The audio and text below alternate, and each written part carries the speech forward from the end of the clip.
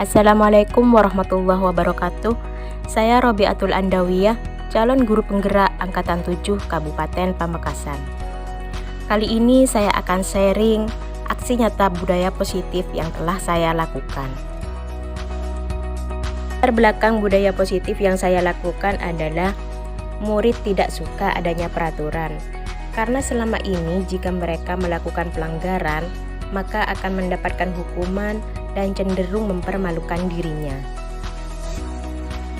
Tujuan dari aksi nyata ini adalah menciptakan murid yang merdeka dan memiliki disiplin diri yang kuat, dan menumbuhkan budaya positif di sekolah dengan meyakini nilai-nilai kebajikan universal. Adapun yang menjadi tolak ukur dari budaya positif ini adalah yang pertama, terbentuknya keyakinan kelas melalui kegiatan kesepakatan kelas. Yang kedua, yaitu murid mampu menerapkan keyakinan kelas yang telah dibuat. Lini masa tindakan. Pertama, menghadap kepala sekolah untuk menjelaskan pentingnya penanaman budaya positif dan keyakinan kelas di sekolah, serta meminta izin untuk mendiseminasikan bersama rekan guru. 2. Mengumpulkan rekan guru untuk melakukan diseminasi pemahaman materi budaya positif. Yang ketiga, berkoordinasi dan berkolaborasi dengan wali kelas untuk membuat keyakinan kelas di kelas masing-masing. 4. Memantau, merefleksi, dan mengevaluasi keyakinan kelas yang telah dibuat. Adapun dukungan yang saya butuhkan, yang pertama adalah dukungan dari kepala sekolah, rekan guru, serta murid agar tindakan yang telah disusun dapat dilakukan secara lancar dan menyeluruh. Dukungan yang kedua yaitu berupa sarana dan prasarana untuk menumbuhkan budaya positif di sekolah. Yang ketiga adalah dukungan dari orang tua dalam melakukan budaya positif di rumah. Berikut ini merupakan kegiatan diseminasi di sekolah mengenai pemahaman dan pengalaman budaya positif yang telah saya lakukan. Assalamualaikum warahmatullahi wabarakatuh. Waalaikumsalam warahmatullahi taala wabarakatuh. Bismillahirrahmanirrahim. Hamdan wa syukran lillah, wassalatu wassalamu ala rasulillah wa ala alihi wa sahbihi wa mawala. Amma ba'du. Rekan-rekan guru yang saya hormati, pada kesempatan kali ini marilah kita belajar bersama tentang diseminasi budaya positif yang akan disampaikan oleh Ibu Robiatul Andawiyah, peserta guru penggerak SMA Negeri 1 Pakong. Kepada yang terhormat Ibu Robiatul Andawiyah, calon guru penggerak Angkatan 7, saya persilakan.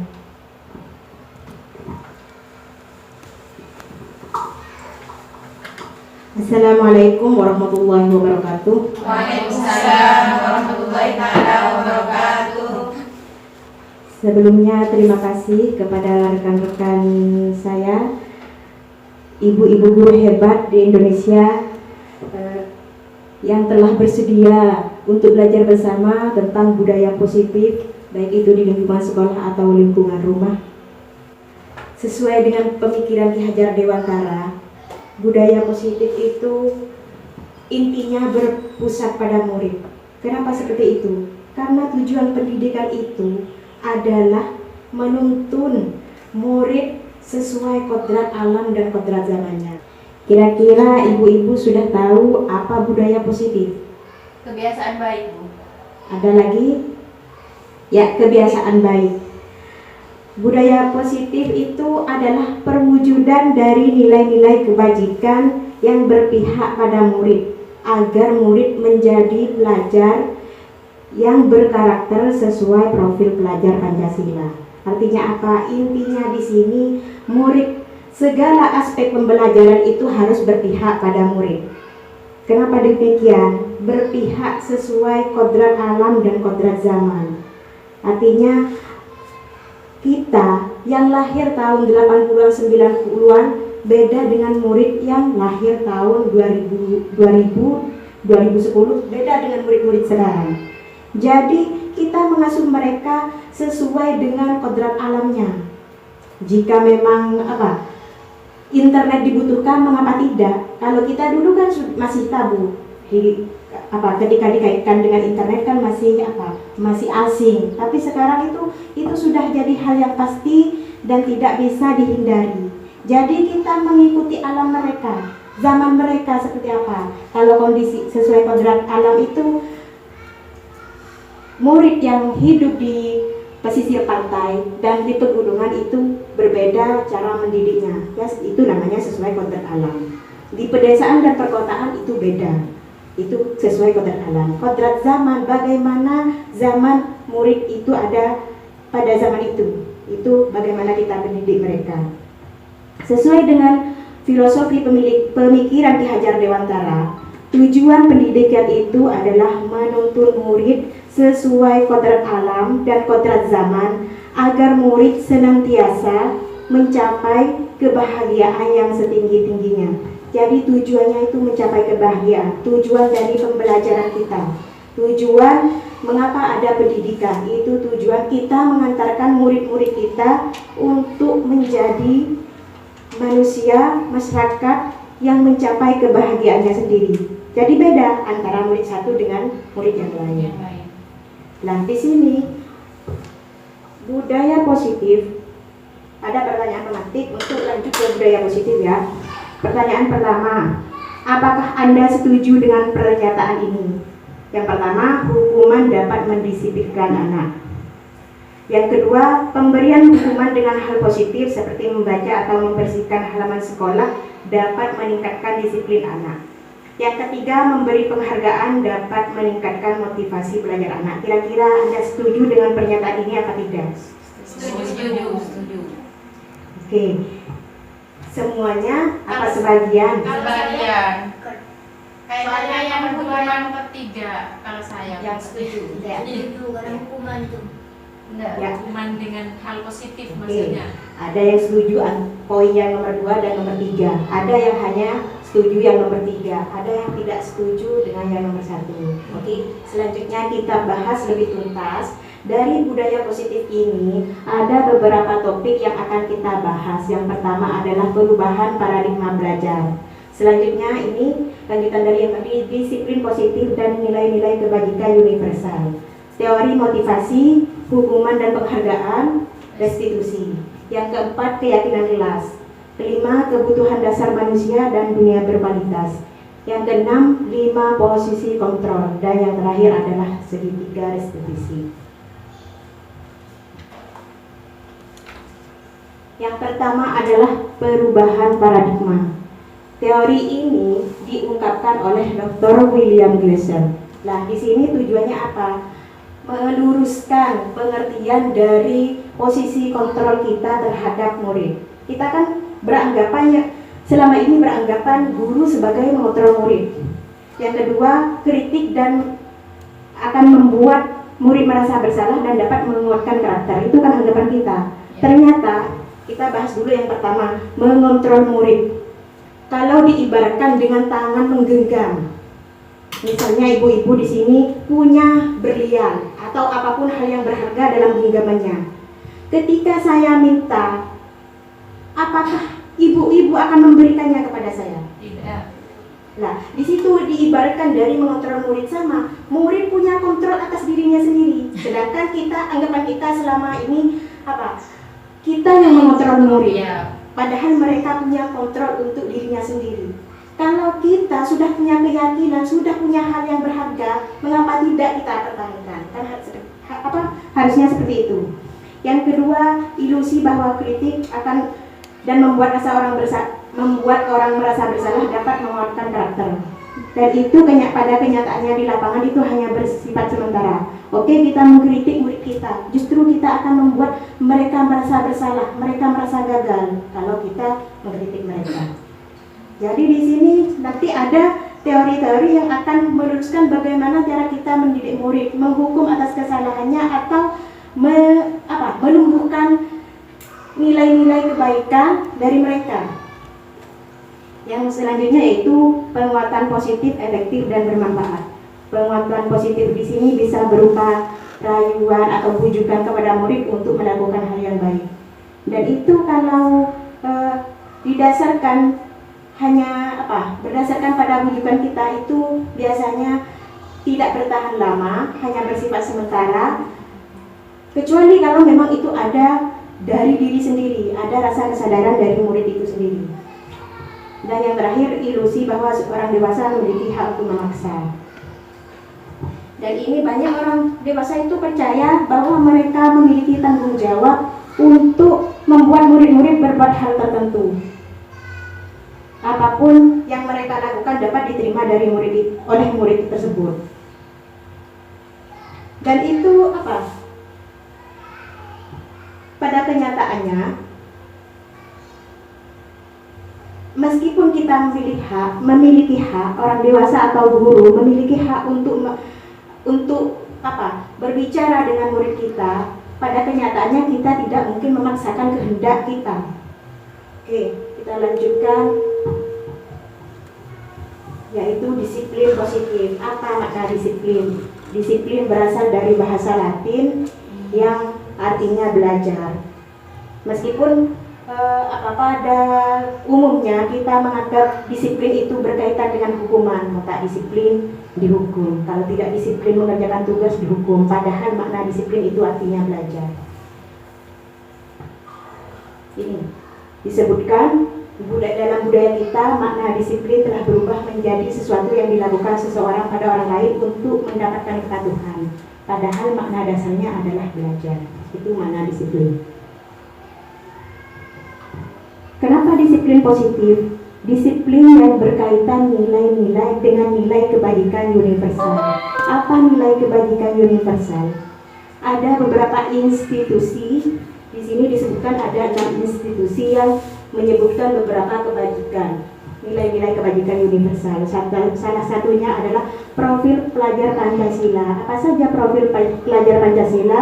Yang pertama, beriman, bertakwa kepada Tuhan Yang Maha Esa dan berakhlak mulia. Yang kedua, mandiri, bernalar kritis, berkebinekaan global, bergotong royong, dan kreatif. Itu yang disebutkan dalam profil Pancasila. Dalam institusi lain itu disebutkan banyak sebenarnya. Ada tanggung jawab, ada apa kok yang berkaitan dengan nilai-nilai kebajikan universal dan telah disepakati oleh institusi-institusi tertentu, itu termasuk nilai-nilai positif.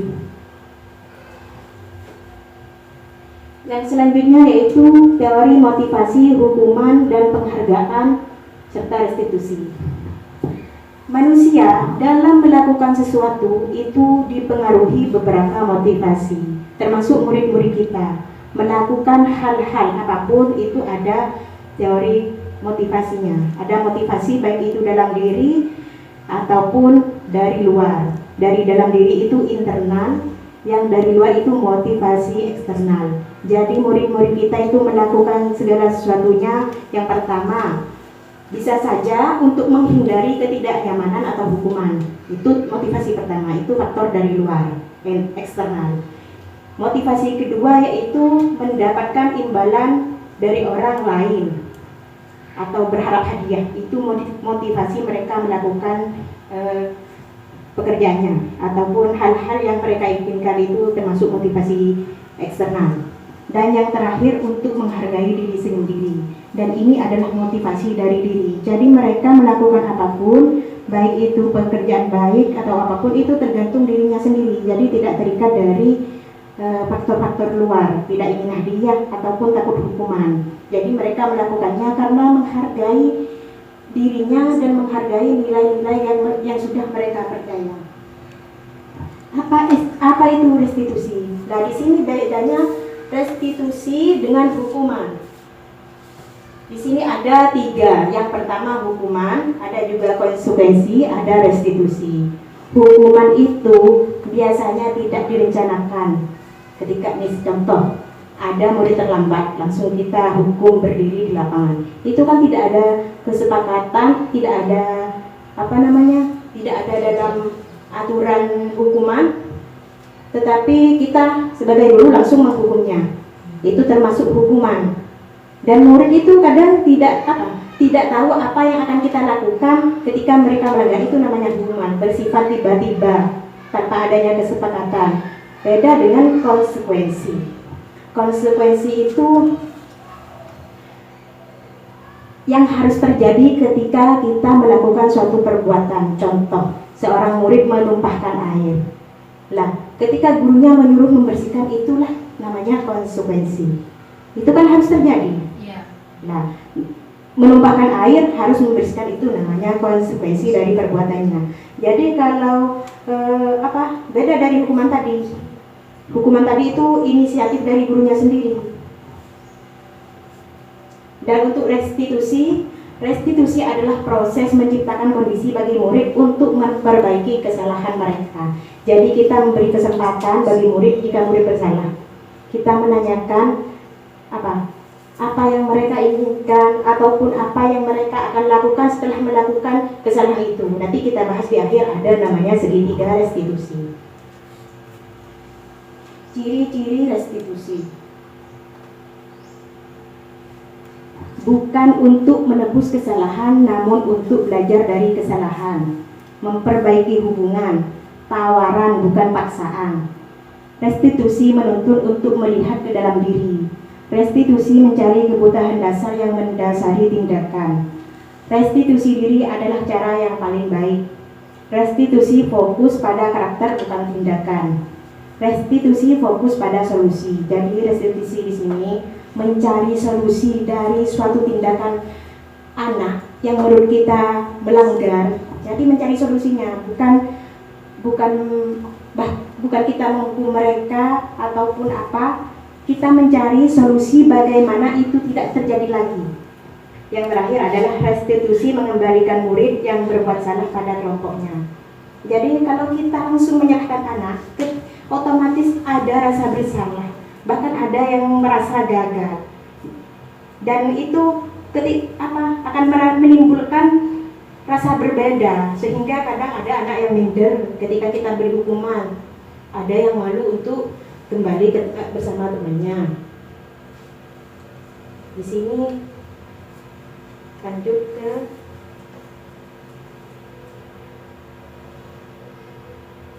dihukum oleh penghargaan.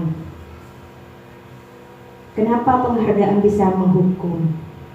Kita memberikan penghargaan kepada murid yang sudah berprestasi misalnya, yang sudah berkelakuan baik misalnya.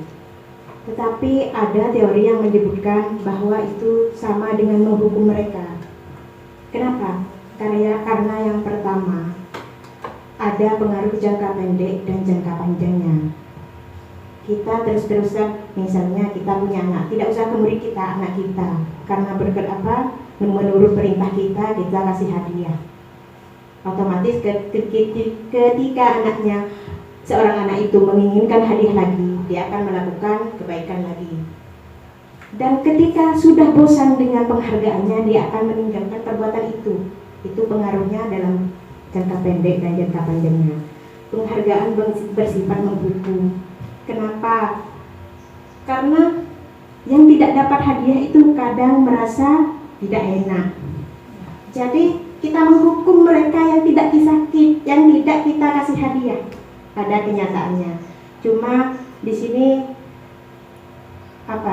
kita belum bisa bagaimana kita menyikapi anak kita yang sudah berprestasi. Ketika kita sudah menganggap penghargaan itu juga hukuman, kita juga di sini belum ada solusi untuk bagaimana kita ngasih reward kepada mereka.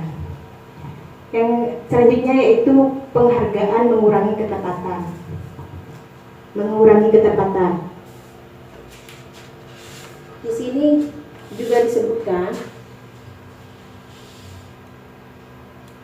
kenapa mengurangi ketepatan?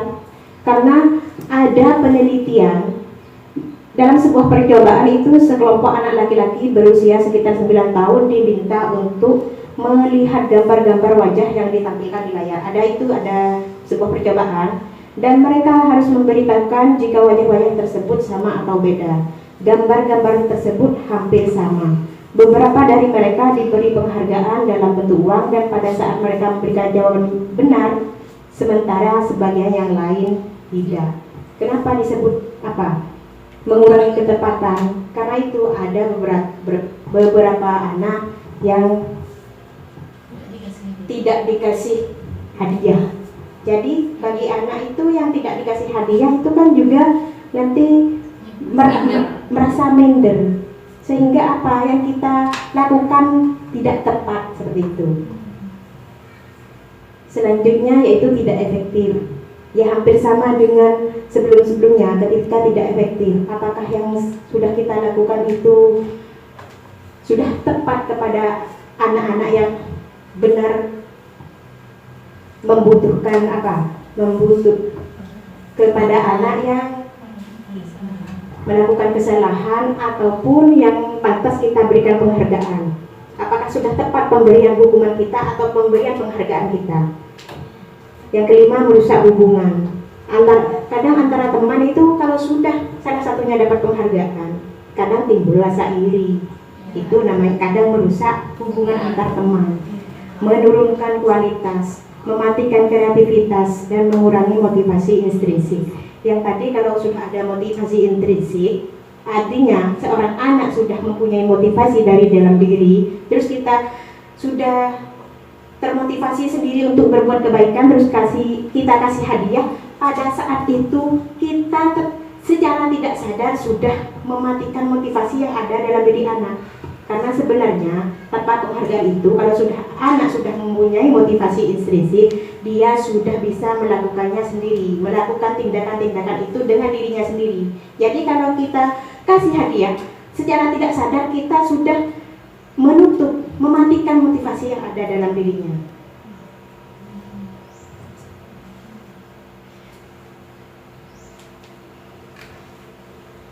Nah ini perbedaan yang tadi, perbedaan hukuman atau konsekuensi. Yang pertama, contoh yang pertama, mencatat 100 kali di dalam buku kalimat "saya tidak akan terlambat lagi karena terlambat ke sekolah".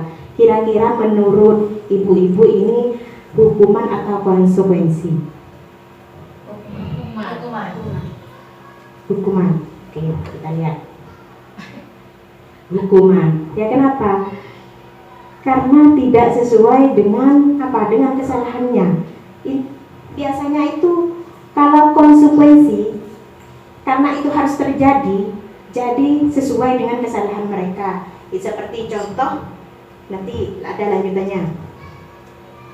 Yang kedua, lari mengelilingi lapangan basket 2 kali karena terlambat hadir di sekolah.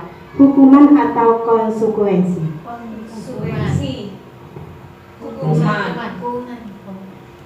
Hukuman ya.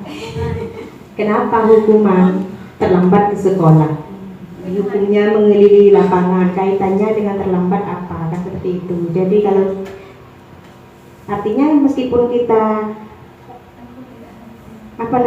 hukuman itu kan ini kan mengelilingi lapangan basket, terlambat hadir di sekolah. Ya, tidak ada hubungannya dengan terlambat.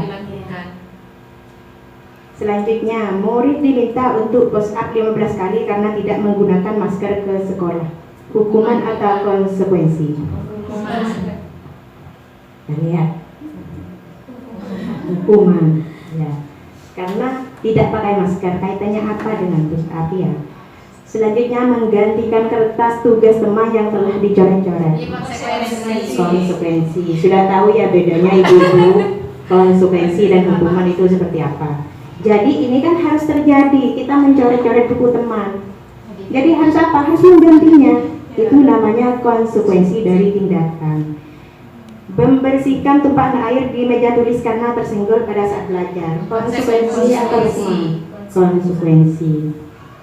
Murid disuruh untuk tidak mengenakan sepatu seharian di sekolah karena tidak mengenakan sepatu hitam. Konsekuensi atau hukuman?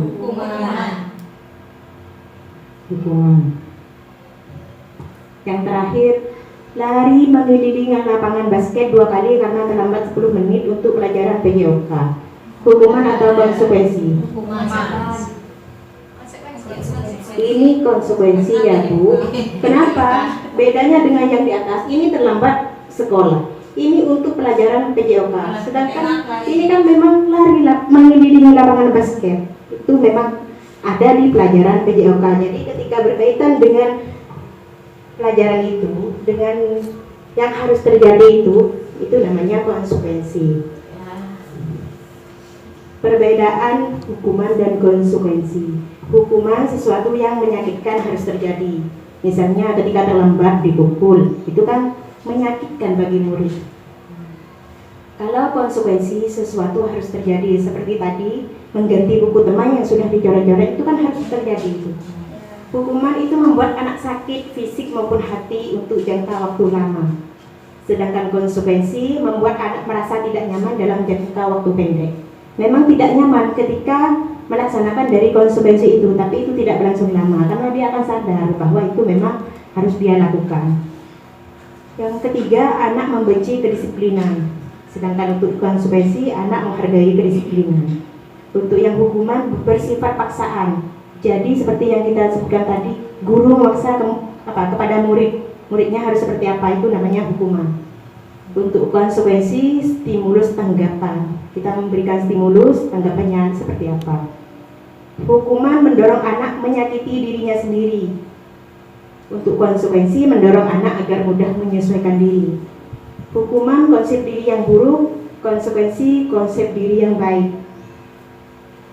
Dan hukuman anak belajar untuk menyembunyikan kesalahannya. Biasanya karena takut, anak cenderung berbohong karena takut dihukum.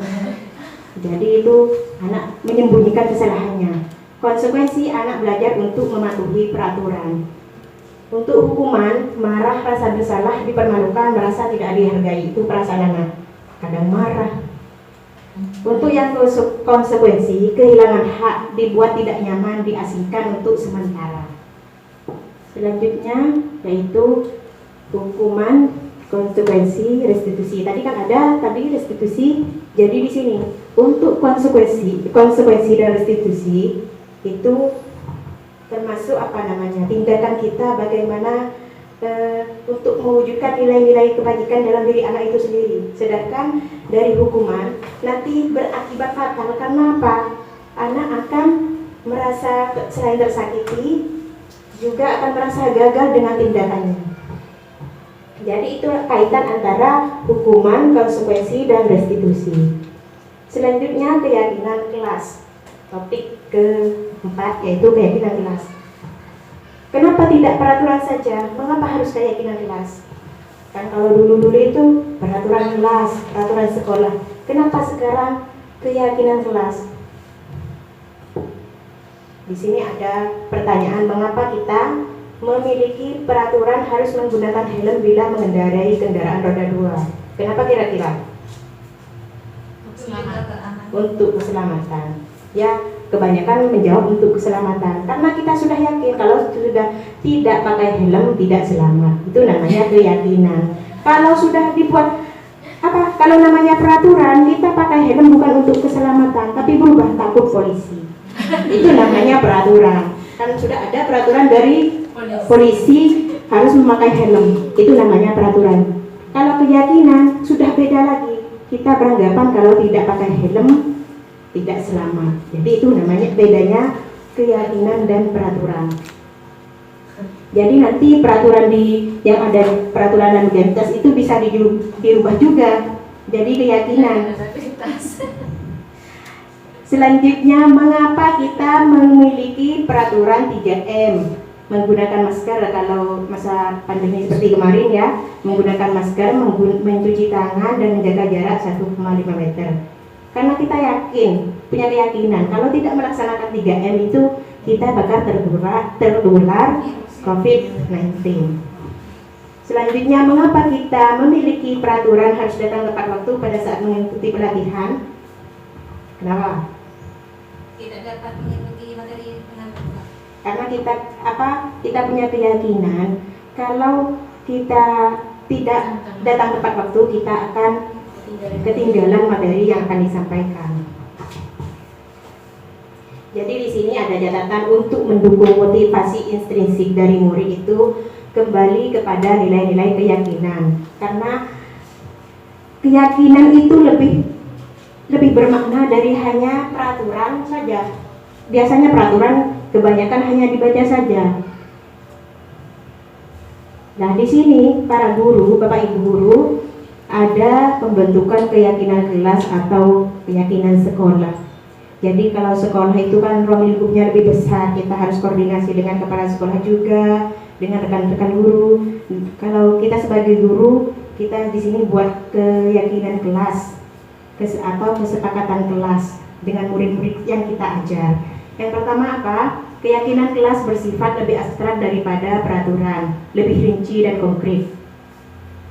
Jadi di situ kita lebih rinci. Misalnya kita yakin punya kesepakatan kelas tidak boleh makan ketika pelajaran berlangsung. Jadi itu kita komunikasikan dengan anak-anak, dengan murid.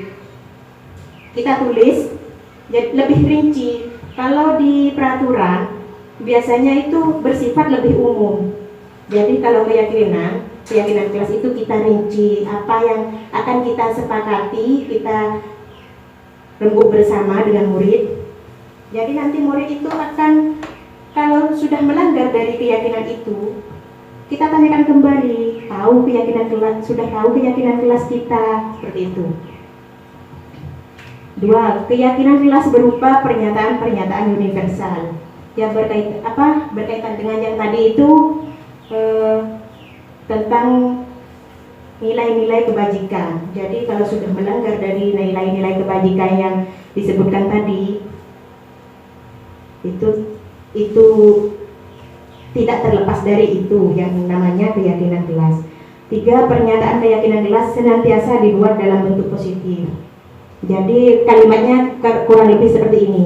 Kalau kita melihat anak berlari misalnya, jangan lari, itu kan masih negatif kalimatnya. Jadi dirubah berjalan misalnya. Berjalan di koridor sekolah. Tuh. Kalau ditulis dengan jangan berlari di koridor sekolah, itu masih jangan itu mengundang kata negatif. Artinya ada kata-kata yang bersifat negatif. Ditulis berjalan di koridor sekolah. Misalnya kesepakatan kelasnya seperti itu. Keyakinan kelas hendaknya tidak terlalu banyak sehingga mudah diingat dengan murid. Jadi jangan banyak-banyak, meskipun harus rinci. Kalau kira-kira sudah satu keyakinan membuat beberapa keyakinan yang lain, ya jangan disebutkan semua, tidak apa-apa. Keyakinan kelas sebaiknya sesuatu yang dapat diterapkan di lingkungan tersebut. Semua warga kelas hendaknya ikut berkontribusi dalam pembuatan keyakinan kelas lewat kegiatan curah pendapat. Jadi semua anggota kelas dilibatkan. Jangan hanya separuh-separuh, misalnya anggota strukturnya saja yang dilibatkan. Jadi semua anggota kelas, baik itu yang tertera di struktur ataupun anggota-anggotanya juga dilibatkan. Jadi bisa menyampaikan pendapatnya masing-masing. Yang terakhir, bersedia meninjau kembali keyakinan kelas dari waktu ke waktu. Jadi misalnya ada keyakinan kelas yang sudah kira-kira tidak sesuai lagi, boleh diganti. Jadi harus ditinjau. Kebutuhan dasar manusia. Nah, di sini ini yang juga dapat memotivasi perilaku manusia. Karena pada dasarnya setiap manusia itu punya kebutuhan dasar. Yang pertama, rasa kasih sayang dan rasa diterima. Yang kedua, rasa penguasaan. Yang ketiga, kesenangan. Keempat, kebebasan, dan yang terakhir, bertahan hidup. Jadi kalau anak-anak kita, murid-murid kita melanggar, kita tanyakan dulu, jangan-jangan mereka kurang kasih sayang. Kita koreksi dulu kehidupan di rumahnya seperti apa. Jangan-jangan mereka di rumahnya tidak senang. Jadi butuh perhatian ketika sampai di sekolah. Seperti itu. Jadi itu kebutuhan memang yang mempengaruhi dari tindakan seseorang. Ada memang, karena memang manusia itu butuh 5 dasar ini. Butuh kesenangan, semua kan butuh senang kan. Butuh kasih sayang juga dan rasa diterima. butuh rasa bebas. Artinya kalau di sekolah kebebasan berpendapat. Mungkin saja ketika dia suka melanggar, karena ada memang beberapa murid itu di sekolah itu nakal. Ketika kita cek ke rumahnya, ternyata tidak tinggal dengan orang tuanya. Jadi kita sebelum menyalahkan murid atas tindakannya, kita cross check dulu bagaimana kehidupannya. Jadi kita bisa tahu apa yang memotivasi dia untuk melanggar, untuk tidak menerapkan nilai-nilai kebajikan universal. Di sini topik selanjutnya yaitu posisi kontrol. Yang pertama, ini yang merah-merah ya. Guru sebagai posisi kontrol guru, yang pertama penghukum. Yang kedua, pembuat orang merasa bersalah. Yang ketiga, teman, pemantau, dan manajer. Ada 5 posisi kontrol. Penghukum. Ciri-cirinya di sini menghardik, menunjuk-nunjuk, menyakiti, dan menyindir. Seperti yang saya sebutkan tadi, kalau ada murid terlambat, kita hukum, itu namanya penghukum. Kita jemur di lapangan, itu namanya. Jadi kita di sini posisinya sebagai penghukum. Yang kedua, pembuat orang merasa bersalah. Contoh kalimatnya di sini. Ibu kecewa kamu terlambat. Ini di sini ada ibu kecewa. Ya, kita menyampaikan kekecewaannya. Jadi kan muridnya nanti merasa bersalah dari tindakannya. Saya kecewa kepada kamu, kepada kelakuan kamu yang sering terlambat. Itu nanti muridnya merasa bersalah. Di sini posisi kontrol guru, pembuat orang merasa bersalah. Dan untuk posisi ini akan menyebabkan murid menghindari hukuman, dan itu menyebabkan murid merasa gagal dengan tindakannya. Untuk selanjutnya yaitu posisi teman. Jadi kita berbicara akrab dengan murid itu tidak dilarang ya, karena memposisikan kita sebagai teman. Jadi murid-murid nanti juga bisa menyampaikan pendapat kepada kita tanpa ada rasa sungkan seperti itu. Kalau mereka sudah menganggap kita sebagai teman. Posisi selanjutnya yaitu pemantau.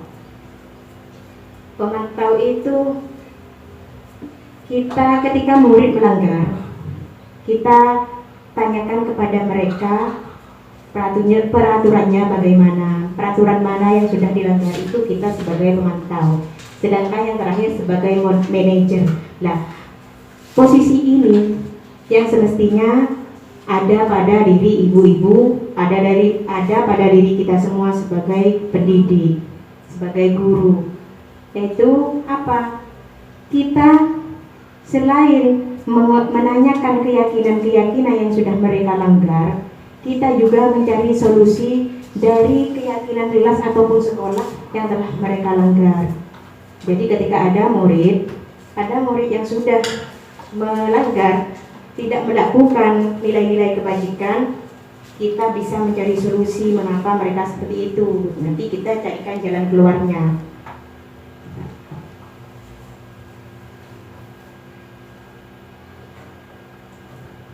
Di sini ada contohnya dari tadi yang seperti posisi-posisi yang tadi saya sebutkan. Saya kecewa sekali dengan kamu. Itu termasuk membuat orang merasa bersalah.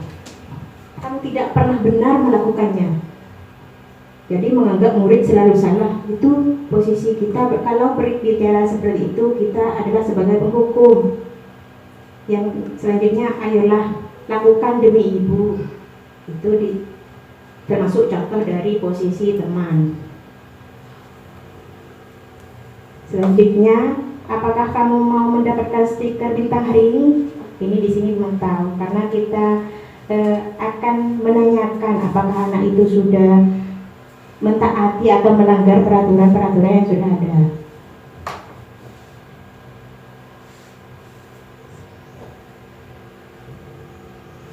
Nah, di sini bagaimana kamu bisa menyelesaikan masalah ini? Ini posisi manajer, karena dengan bertanya seperti ini, kita secara tidak langsung mencari solusi dari masalah-masalah yang telah anak lakukan.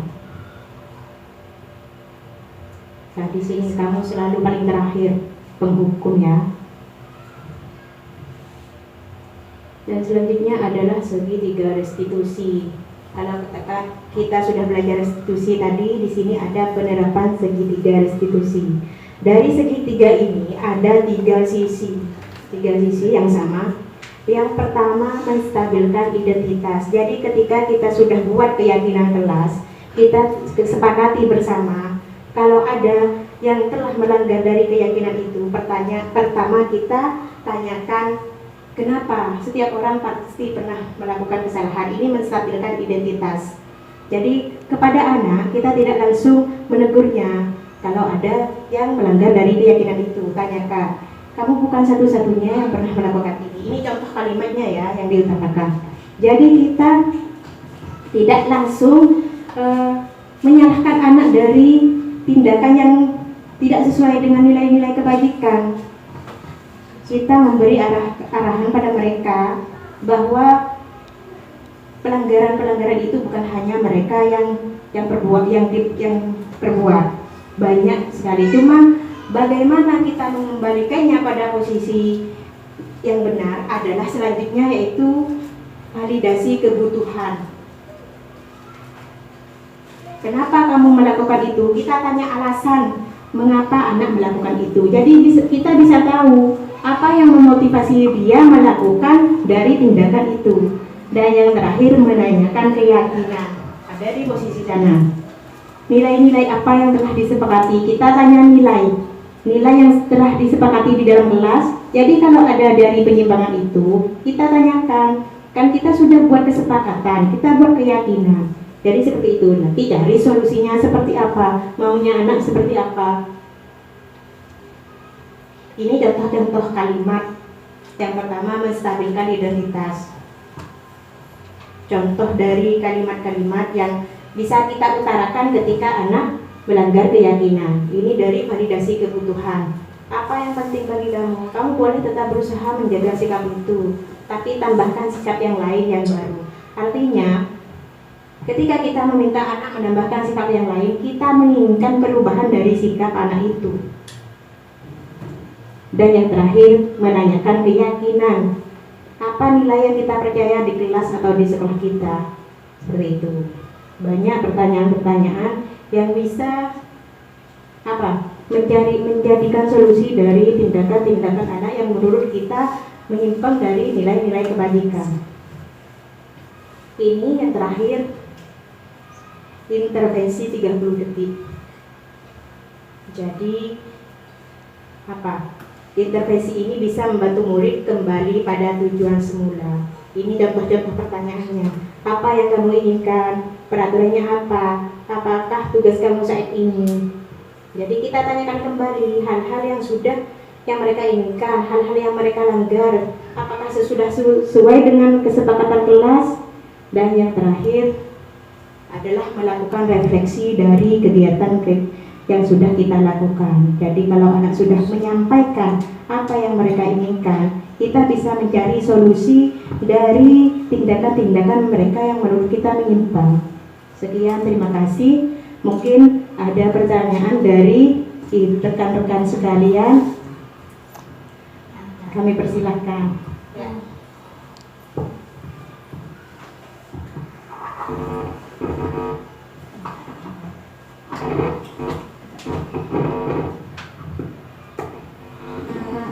Tadi kan ada keyakinan atau kesepakatan kelas. Misalnya kita sudah membuat kesepakatan dengan murid, kesepakatan kelas misalnya tidak boleh makan waktu jam pelajaran, dan ada anak yang melanggar peraturan itu, yang melanggar kesepakatan itu, atau ada anak yang makan ketika jam pelajaran. Apakah boleh kalau misalkan kita memberi hukuman pada mereka, misalnya nanti yang makan pada jam pelajaran nanti pulang belakangan, tidak pulang sama-sama, misalnya seperti itu? Apakah boleh kita memberi hukuman pada anak yang melanggar kesepakatan kelas? Terima kasih.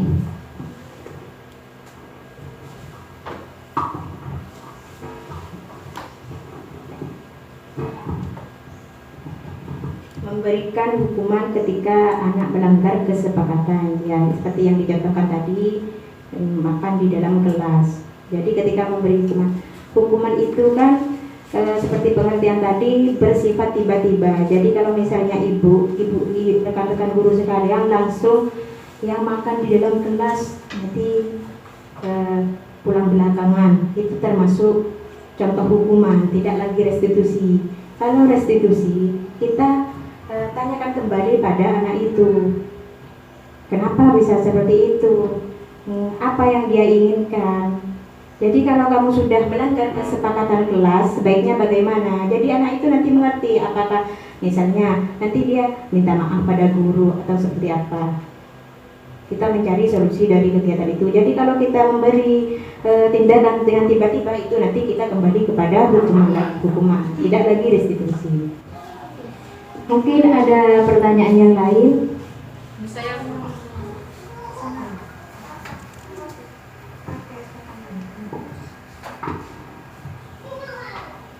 Yang akan saya tanyakan begini, kan kadang ada orang tua itu yang sering sekali menghukum anaknya ketika menurut orang tua itu salah gitu.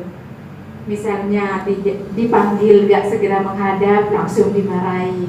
Kan ada yang seperti itu. Terus di sekolah, misalnya di sekolah anak itu pas kebetulan melanggar aturan yang disepakati misalnya. Apakah kalau dengan kata-kata yang baik kira-kira dapat mengubah sikap anak itu ke depannya, ataukah harus dihukum juga gitu? Kan kalau sekolah katanya nggak pakai hukuman, iya. Soalnya sudah terbiasa dengan hukuman di rumah. Kadang ada yang seperti itu, Ibu.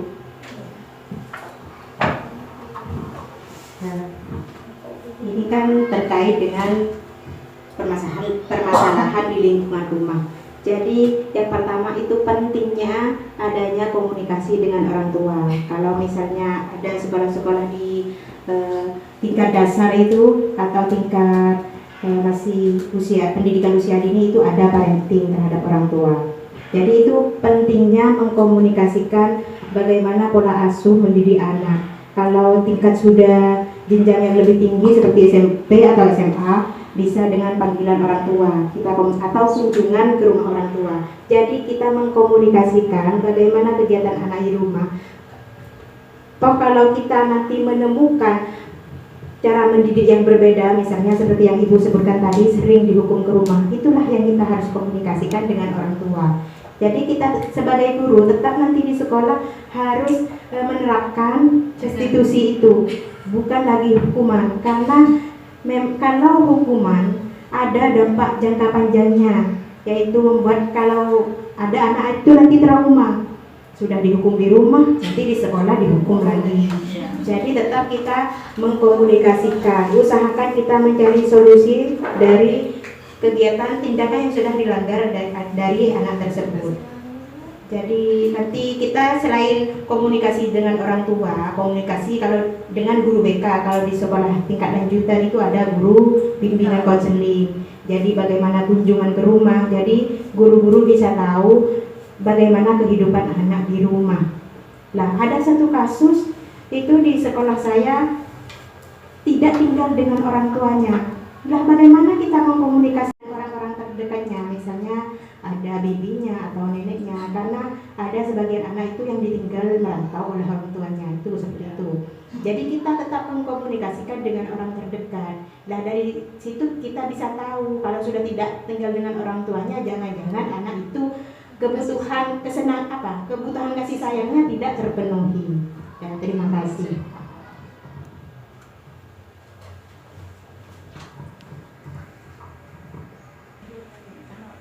Sekian dari saya, sampai di sini dulu pertemuan kita. Semoga kita bisa bertemu lagi di lain kesempatan dengan materi yang insya Allah yang akan lebih bermanfaat bagi kita semua.